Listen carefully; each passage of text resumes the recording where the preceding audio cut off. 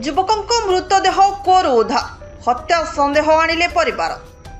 युवक मृतदेह कूअरु उद्धार एभली देखा मिली गंजाम जिला पोलसरा थाना अंतर्गत कणछाई गाँव में।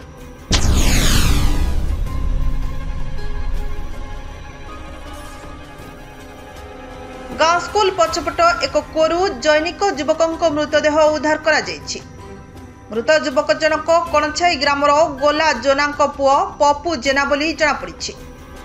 पप्पू गत 3 दिन धरी निखोज रही। पप्पू परिवार लोके बहुत खोजाखोजी करते पप्पू पता पाई पारि नथिले। आज स्थानीय लोके कूओ भितरु पप्पू को भासमान अवस्था देखा पाई। सूचना पाई स्थानीय सरपंच प्रतिनिधि पहुंची परिवार लोकों को खबर देवा सह उद्धार कार्य निमंते पोलसरा अग्निशम एवं थाना को अवगत करा जायथिला।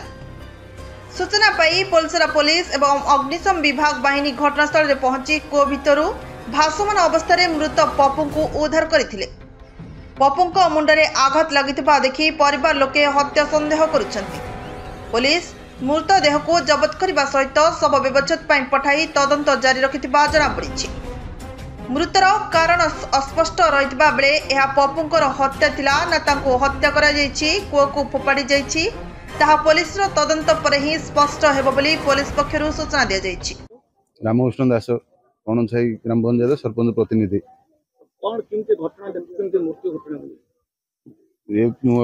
ये जो पिलाटी 3 दिन है निखोज थिला कणछाई घर लोक आसी मते कहिथिले कहयारु मु कहिथिली जो पिलार ना हो पप्पू जेना से निखोज अच्छी मत कहयारु थाना रे कंप्लेन देथिले।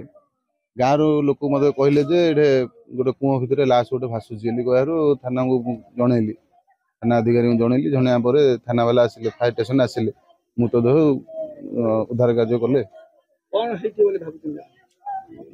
पुलिस तो तदंत करुची जहाँ जना पड़ो।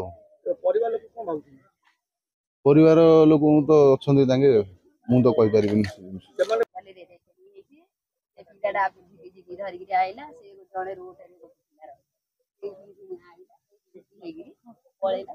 संदेह कौन करछन लोक फिणी कहले थाउ ताकू किण मेजिक ऑर्डर करछ बेली तांको दिले माडो गोळो नागे पाटी खुंड कहलु गुरु तांगे डरी गिरी आको छाडी गिरी। Bureau report Narad news Odia.